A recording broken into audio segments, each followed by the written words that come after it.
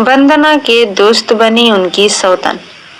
वंदना सुनंदिता की पक्की सहेली और शांतन सुनंदिता के पति दोनों पर अपने से ज्यादा भरोसा किया था उसने। सुनंदिता ने अपने सपने में भी नहीं सोचा था कि जिस केस के सिलसिले में वंदना के साथ वह बेबाकी से बहस किया करती थी, वे तीनों भी उसी तरह के केस के पात्र बनकर रह गए। मैं अपने केबिन में बैठी मुंशी जी के पेपर्स टाइप करवा रही थी। मन काम में नहीं लग रहा था। पिछले 1 घंटे से मैं कई बार घड़ी देख चुकी थी, जो लंच होने की सूचना शीघ्र देने ही वाली थी। दरअसल मुझे वंदना इंतजार था। पूरी वकील बिरादरी में एक वही ही तो थी जिसमें मैं हर बात कर सकती थी। इधर घड़ी ने 1 बजाया। उधर वंदना अपना काला कोट कंधे पर टांगे और अपने चेहरे को रुमाल से पोंछते हुई अंदर दाखिल हुई। मेरे चेहरे पर मुस्कान दौड़ गई। बहुत गर्मी है आज, कहती हुई वंदना कुर्सी खींचकर बैठ गई। मुंशी जी खाना खाने चले गए। मेरा चेहरा फिर भी गंभीर हो गया। वंदना एक वकील होने के साथ ही मन की थाह पा लेने वाली कुशाग्र बुद्धि महिला भी थी। आज फिर किसी केस में उलझ गई श्रीमती सुनंदिता सिन्हा। उसने प्रश्न सूचक दृष्टि मेरे चेहरे पर टिका दी। नहीं तो इस नहीं तो में कोई दम नहीं है। तुम कोई बात छिपाते वक्त शायद यह भूल जाती हो कि हम पिछले 3 साल से साथ हैं और अच्छे दोस्त भी हैं। मैं उत्तर में केवल मुस्कुरा दी। चलो चलकर लंच करें, मुझे बहुत भूख लगी है, वंदना बोली। नहीं वंदना, यहीं बैठ जाओ, एक दिलचस्प केस पर काम कर रही हूँ मैं। किस केस पर काम चल रहा है भाई? वह उतावली होकर बोली। मैं उसे नम्रता के बारे में बताने लगी। आज नम्रता के पास आई थी। वह सुंदर, मासूम, भोली भाली बुद्धिमान युवती है। 4 साल पहले उसकी शादी मुकुल दवे के साथ हुई थी।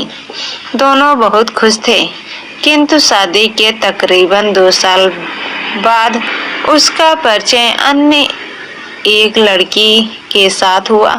उन दोनों के बारे में नम्रता को कुछ ही दिन पहले पता चला। मुकुल, जो एक 3 साल के बेटे का पिता था, उसने गुपचुप ढंग से उस लड़की से 2 साल पहले विवाह कर रखा था। लड़की उसी मोहल्ले की थी। अजीब बात है, ऐसा तो हर रोज कहीं ना कहीं होता रहता है। तुम और मैं वर्षों देख रहे हैं, इसमें अजीब बात क्या है? वंदना बोली। अजीब यह है कि लड़की उसी मोहल्ले में रहती है जिसमें नम्रता, बल्कि नम्रता उस लड़की को जानती थी। हैरानी तो इस बात की है कि उन दोनों के पास रहते हुए भी वह यह कैसे नहीं जान पाई कि उनके पति के इस औरत के साथ संबंध है। वंदना मेरी इस बात पर ठहाका लगाकर हंस पड़ी। भाई मुकुल क्या नम्रता को यह बताकर जाता था कि वह फला लड़की से मिलने जा रहा है और वह उसे रंगे हाथों आकर पकड़ ली? वैसे नम्रता को उसके बारे में पता कैसे चला? उस बेचारी को खुद मुकुल ने बताया कि वह उसे तलाक देना चाहता है। नम्रता उसे तलाक देना नहीं चाहती थी।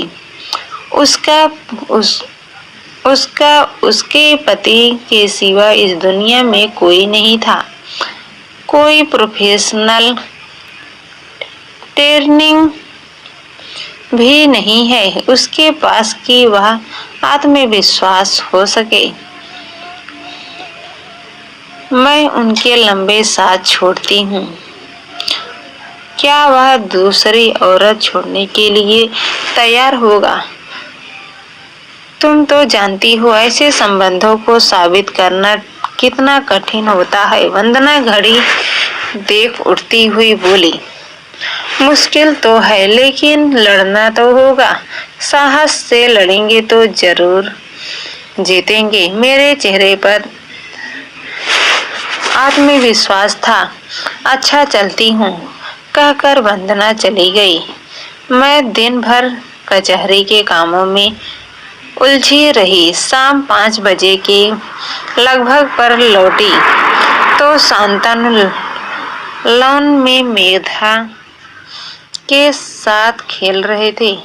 मेरी गाड़ी घर में दाखिल होते ही मेघा मम्मी मम्मी कहकर मेरी तरफ दौड़ी। मैं मेघा को गोद में उठाने को लगी।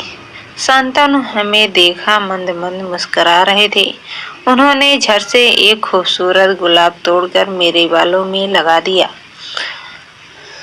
कब आए? मैंने पूछा। आधा घंटा हो गया जनाब, कहकर शांतनु मेरे लिए चाय कप में उड़ने लगे। अरे अरे मैं बना लेती हूँ। नहीं तुम थक कर लौटी हो, तुम्हारे लिए चाय मैं बनाता हूँ, वह मुस्कुराकर बोले। तभी फोन की घंटी बजी और अंदर चले गए। मैं आंखें मूंदे वही कुर्सी पर आराम करने लगी। शांतनु का यही चेहरा, यही स्नेह, यही प्यार तो मेरे जीवन का सहारा रहा है। घर आते ही शांतनु में और मेधा के अथाह प्रेम से दिन भर की थकान सुकून में बदल जाती है। अगर शांतनु के साथ न हो तो शायद मैं कभी भी इतनी कामयाब वकील न होती कि लोग मुझे देखकर रश्क उठा सके। दिन बीतते गए। यही दिनचर्या, यही क्रम। पता नहीं क्यों मैं नम्रता के केस में अधिक ही दिलचस्पी लेने लगी और हर कीमत पर उसके पति को सबक सिखाना चाहती थी, जो अपनी पत्नी को छोड़कर किसी अन्य पर रीझ गया है। मुझे नम्रता के केस में उलझे हुए लगभग 1 साल बीत गया। दिन भर की व्यस्तता में वंदना की मुस्कुराहट मानसिक तनाव को कम कर देती थी। उस दिन भी कोर्ट में नम्रता के केस के तारीख थी। मैं जी जान से जुटी थी। आखिर फैसला हो ही गया। मुकुल दवे सिर झुकाकर कोर्ट में खड़ा था। उसने जज साहब के सामने नम्रता से माफी मांगी और जिंदगी भर उस लड़की से मिलने का वादा किया।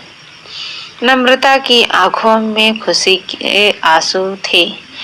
मैं भी बहुत खुश थी। घर लौटकर यही खुशखबरी मैं शांतनु को सुनाना चाहती थी। उस दिन शांतनु पहली बार लौट में बल्कि अपने कमरे में मेरा इंतजार कर रहे थे। इससे पहले कि मैं कुछ कह पाती वह बोले, बैठो सुनंदिता, मुझे तुमसे कुछ जरूरी बातें करनी है। उसकी मुख मुद्रा गंभीर थी। मैं कुर्सी खींचकर पास बैठ गई। मैंने आज तक उन्हें इतना गंभीर नहीं देखा था।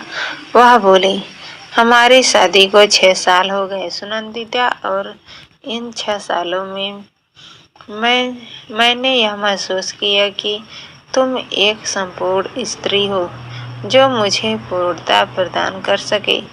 तुमने एक अधूरा है जो मुझे होने नहीं देता। मैं अवाक रह गया हूँ। मेरा चेहरा आंसुओं से भीग गया है।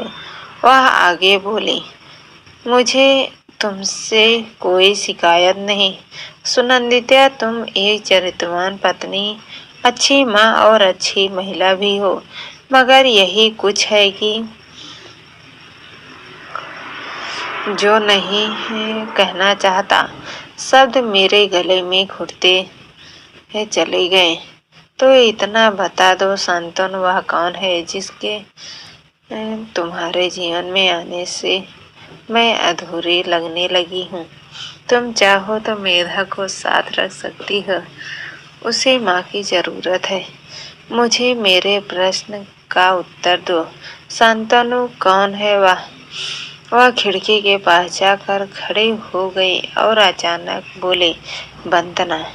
मुझ पर वज्रपात हुआ। हाँ, एडवोकेट वंदना प्रधान। मैं बेजान हो गई।